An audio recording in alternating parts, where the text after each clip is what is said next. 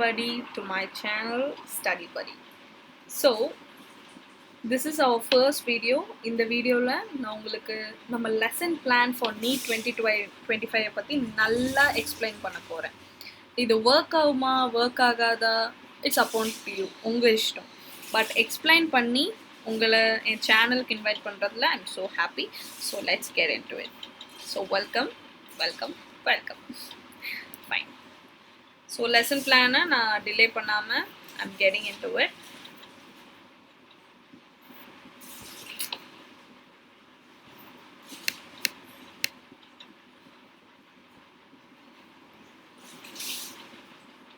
Fine. ஏன் முன்னாடியே நான் டிஸ்க்ளைமர் அப்படின்னு நினைக்காதீங்க. இது வந்து நீங்க நினைக்கலாம் நான் இப்போ சொல்ல போற மேப்ஸ் பத்தி ஒரு மேப்ஸ்ன்னு கிடையாது. It's just lesson plan for biology, that's it. இதே மாதிரி கெமிஸ்ட்ரி ஃபிசிக்ஸ் வேணும்னா you can comment, I will tell you. ஓகேவா? இட்ஸ் இந்த பிளான் வந்து ஒரு நல்ல ஒரு டீச்சிங் எக்ஸ்பர்ட்ஸ் கிட்ட இருந்து நான் எடுத்த ஒரு பிளான், லெசன் பிளான். பெரிய பெரிய கோச்சிங் இன்ஸ்டியூட்ஸில் இருக்கிற டீச்சர்ஸ் கிட்ட இருந்து நான் வந்து உங்களுக்காக ஸ்கெடியூல் பண்ணி போட்டிருக்கிற ஒரு லெசன் பிளான் தான். ஃபாலோயிங் திஸ் கண்டிப்பாக உங்களுக்கு பெனிஃபிட்டாக இருக்கும். பெனிஃபிட்டாக இருக்காது நான் என்றைக்குமே சொல்ல மாட்டேன். இந்த பேட்டர்னில் நீங்கள் படிச்சிங்கன்னா மட்டும் போதும். And it's all up to you to follow. உங்களுக்கு செட் ஆகலைன்னா நோ ப்ராப்ளம். நீங்கள் ஃபஸ்ட்டு ஸ்டார்டிங்லேருந்து லிவிங் வேர்ட் டு எண்டு அந்த மாதிரி நீங்கள் படித்தா கூட நாட் அன் இஷ்யூஸ். ஸோ ஒரு கோட்டோட ஸ்டார்ட் பண்ணிக்கிறேன். Mistakes maketh the man. நீங்கள் manners maketh the man கேள்விப்பட்டிருக்கீங்க, but mistakes maketh the man. It's from mistakes made by the successful people. So successful people நிறைய mistakes பண்ணியிருப்பாங்க.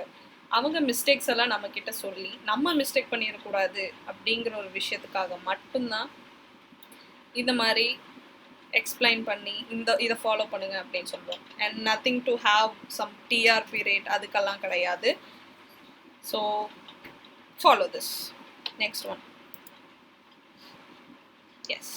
இப்போ வந்து பயாலஜியில் zoology பற்றி நம்ம லெசன் பிளான் பற்றி I will explain. So first வந்து microbes in human welfare, structural organization in animals, tissues பற்றி நம்ம படிப்போம். அதுலேயே cockroaches and frogs வரும். பட் cockroach and frog வந்து நான் அப்போ எடுக்க மாட்டேன். It will be coming under last one. Excuse me. Last one வருமா? ஏன்னா சொல்கிறேன். ஓகே, நம்ம இதெல்லாம் போயிடலாம். பயோமாலிகுல்ஸ் நெக்ஸ்ட் படிப்போம். அண்ட் ஆல் ஃபிசியாலஜிஸ் வந்து லைன் பை லைனாக வந்துடும். லைக் ரெஸ்பிரேஷன் ஃபர்ஸ்ட் வரும், fluids, expression, locomotion, neurology, chemical coordination, அதெல்லாம் லைன் பை லைனே கண்டினியூஸாக நான் எடுத்துருவேன். லைன் பை லைனாக தான் எடுக்க போகிறேன். அதாவது ஒரு பேஜில் வந்து ஒவ்வொரு லைனையும் I will explain and I will tell you to you. என்னென்னா லைன் தான் என்சிஆர்டிலையும் நீட்லேயும் very very very very very important. NCERT line ரொம்ப அண்டர்ஸ்டாண்டபுளாக தான் இருக்கும். நம்ம அது மட்டுமே கான்சென்ட்ரேட் பண்ணால் போதும். நீட்டெல்லாம் தட்டி தூக்கிடலாம். பயாலஜிலலாம் 360 அசால்ட்டு. பயாலஜி பிடிக்காதவங்களுக்கு வேணால் கொஞ்சம் கஷ்டமாக இருக்கலாம். ஆனால் பயாலஜினா எனக்கு ரொம்ப பிடிக்கும், அவன் தான் என்னை எப்பவுமே காப்பாற்றிட்டு இருக்கான் அப்படிங்கிறவனுக்கு கண்டிப்பாக இந்த அல்வா மேட்ரு தான். ஓகேவா? நெக்ஸ்ட் வந்து ஹியூமன் ரீப்ரொடக்ஷன் பற்றி ஜாலஜியில் பார்ப்போம். அப்புறம் ரீப்ரொடக்டிவ் ஹெல்த்தை பற்றி பார்ப்போம். எவல்யூஷனை பற்றி பார்ப்போம். Human health and disease, pathology.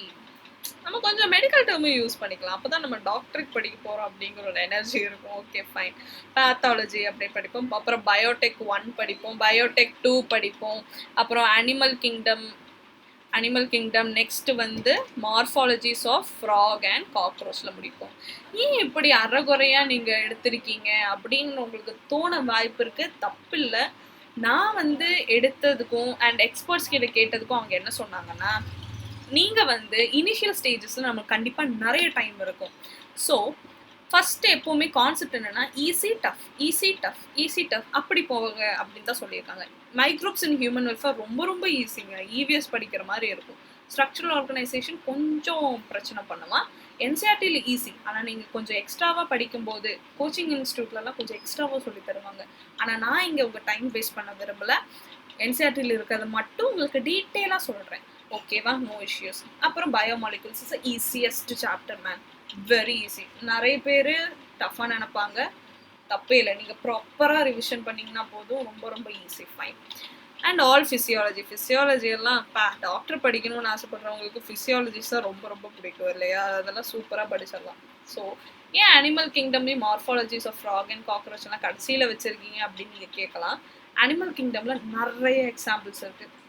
நீங்கள் இப்போலே அனிமல் கிங்டம் படிச்சிங்கன்னா லேட்டர் நீங்கள் திருப்பி பார்க்கும்போது உங்களுக்கு ஒரு எக்ஸாம்பிள் கூட ஞாபகம் இருக்காது. ஏன்னா இது ஜஸ்ட் ஃபார் மக்கிங் அப்மா. அனிமல் கிங்டம் எக்ஸாம்பிள்ஸாக இருக்கட்டும், இல்லை பாட்டனியில் மார்ஃபாலஜி நம்ம பார்த்தோம்னா அதுவும் மக்கிங் அப் தான் எக்ஸாம்பிள்ஸ். கான்செப்ட் வைஸ் அதில் எதுவுமே இருக்காது. ஸோ அதெல்லாம் நம்ம கடைசியில் ஏன் வைக்கணும்னா, ஸோ தட் கடைசியில் வச்சு நம்ம படிச்சிருந்தோம்னா நம்மளுக்கு நீட்டுக்கும் அதுக்கும் லெஸ் கேப் தான் இருக்கும். ஸோ நீங்கள் நல்லா கான்சென்ட்ரேட் பண்ணி அனிமல் கிங்டம் அப்போ படிச்சிங்கன்னா நீட்டில் ஈஸியாக ஞாபகம் வரும். எவ்வளோ படித்தது நீட்டு ஞாபகம் வருமானா கண்டிப்பாக வராது. ஸோ அப்போ படித்தது நீட் அப்போவே நம்ம எழுத போகும்போது ஷார்ட் ஸ்பேன் ஆஃப் டைம் இருக்கிறதுனால கண்டிப்பாக நம்மளுக்கு எக்ஸாம்பிள்ஸ் எல்லாம் ஞாபகம் இருக்கும். இதுதான் மெயின் காரணம் நம்ம இப்படி வச்சிருக்கு. Hope you understand. ஸோ ஜாலஜியில் இதுதான். நெக்ஸ்ட் பாட்டனி பார்க்கலாம். Botany very very easiest. Sometimes some people will think botany is the ஹார்டுன்னு கிடையாது, கொஞ்சம் ஜாலஜியை விட டஃப் பண்ணுவாங்க. ஆனால் கிடையவே கிடையாது. என்சிஆர்டி பொறுத்த வரைக்கும் பாட்டனி கிடையாது. நம்ம தமிழ்நாடு சிலபஸில் ஓகே பாட்டனி நான் ஒத்துக்கிறேன், கண்டிப்பாக கொஞ்சம் கஷ்டம்தான். ஸோ பாட்டனியில் வந்து முதல்ல பாட்டனியில் நார்மலாக தான் போகும். ஏன்னா அவங்க கரெக்டான ஆர்டரில் தான் என்சிஆர்டியை கொடுத்துருக்காங்க. Living world, biological classification, plant kingdom, morphology நம்ம கடைசியாக போவோம். ஏன் நான் சொன்னேன், எக்ஸாம்பிள்ஸ் நிறைய இருக்குது. Okay, anatomy of the flowering plants, cell the unit of life, cell cycle, photosynthesis, respiration, plant growth, sexual reproduction in flower. இது 12th இருந்து வருது. ஓகே, இதுல இருந்து 12th வருது. Sorry. Sexual reproduction in the flowering plants, principle of inheritance and variation, molecular basis of inheritance, organism and population, ecology, biodiversity. இவங்கெல்லாம் ecology, இவங்க ரொம்ப ட்ரையாக இருப்பாங்க. சொல்கிறேன், எல்லாத்தையும் சொல்கிறேன். முதல்ல இவங்களோட இன்ட்ரடக்ஷன்லாம் கொடுத்துட்றேன், அதுக்கப்புறம் கிளாஸ் ஸ்டார்ட் பண்ணுறேன். ஸோ தட் உங்களுக்கு ஒரு ஓகே இது ஈஸியாக தான் இருக்கும், இது டஃப்பாக தான் இருக்கும் அப்படிங்கிற ஒரு கிளாரிட்டி கிடைக்கும். ஸோ லாஸ்ட்டாக மார்ஃபாலஜி ஆஃப் ஃப்ளவரிங் பிளான்ட்ஸ். பயாலஜியில் வந்து நீங்கள் ரொம்ப ரொம்ப இம்பார்ட்டண்ட்டாக நல்லா காதை கொடுத்து கவனிங்க. நல்லா காதை கொடுத்து கிளாஸை லிசன் பண்ணணும். அப்படிங்கிற சாப்டர் என்னன்னு பார்க்கலாம். நல்லா காது கொடுத்து லிசன் பண்ணணும். அப்படிங்கிற சாப்டர் வந்து photosynthesis in higher plants, respiration in plants, அப்புறம் morphology in flowering plants, ecology ஒரு மேட்ரே, molecular basis of inheritance. some பீப்புளுக்கு இந்த பிரின்சிபல் ஆஃப் இன்ஹெரிட்டன்ஸை கொஞ்சம் டஃப்பாக ஃபீல் பண்ணுவாங்க. அவங்கெல்லாம் நீங்கள் நல்லா கிளாஸை காது கொடுத்து லிசன் பண்ணுவாங்க. மற்ற இவங்க எல்லாருமே ஜுஜுபி மேட்ருங்க, சீரியஸாக சொல்கிறேன், எல்லாருமே ஈஸி தான். ஒன்ஸ் நீங்கள் படிக்கிறதுக்கே நீங்கள் யோசிச்சிங்க, சார் இதெல்லாம் படிக்கணுமா, இது ஈஸியாக அமைஞ்சிடாதான் நீங்கள் அப்படின்னு நினச்சி அப்படியே இருந்தீங்கன்னா தான் ப்ராப்ளம். ஒன்ஸ் அந்த சாப்டர் நீங்கள் கம்ப்ளீட் பண்ணி பாருங்கள், ரீட் பண்ணி கம்ப்ளீட் பண்ணி பாருங்கள், நீங்களே ஒருத்தவங்களுக்கு சொல்லித்தரலாம். அந்த அளவுக்கு உங்களுக்கு நாலேஜ் டெவலப் ஆயிடும். நீங்களே படிங்க, நீங்களே ரீட் பண்ணுங்க, எல்லாமே உங்களுக்கு ஈஸியாக இருக்கும். I'm damn sure. ஸோ இந்த எக்காலஜிங்க வந்து ரொம்ப ஈஸி. டேட்டாஸ் நிறைய இருக்கும். லாஸ்ட்டு ஒரு சாப்டர் இருக்குது பயோடைவர்சிட்டிங்கிற, அதில் டேட்டாஸ் மட்டுமே வச்சு கொஷின் கேட்பான். கொஞ்சம் அது டேட்டாஸ் ஞாபகம் வச்சுக்கிறது கஷ்டமாக தான் இருக்கும். அதனால தான் நாங்கள் லாஸ்ட்டில் போட்டிருக்கோம். ஓகேவா, full of datas, ecologies full of datas. And நிறைய டெலீட் பண்ணிட்டாங்க.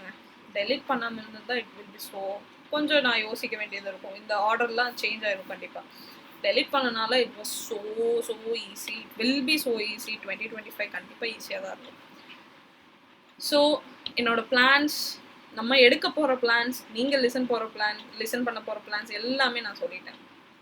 உங்களுக்கு ஏதாச்சும் டவுட்ஸ் இருந்தால் கண்டிப்பாக நீங்கள் கமெண்ட் பண்ணலாம். I will be messaging, I will be texting you, I will be reporting you, everything நான் உங்களுக்கு கண்டிப்பாக பண்ணுவேன். நீ 2025 வரைக்கும் பயாலஜியில் full support in Tamil exclusively. தமிழில் புரிஞ்சுக்கிட்டு, நம்ம லாங்குவேஜில் நம்ம புரிஞ்சுக்கிட்டு நம்ம நல்லா படித்தோன்னா கண்டிப்பாக we can gain our knowledge best and very beautifully. So எல்லாமே உங்களுக்கு நான் சொல்லிட்டேன். Any doubts you can ask me. So don't forget to like, comment and share this. Thank you.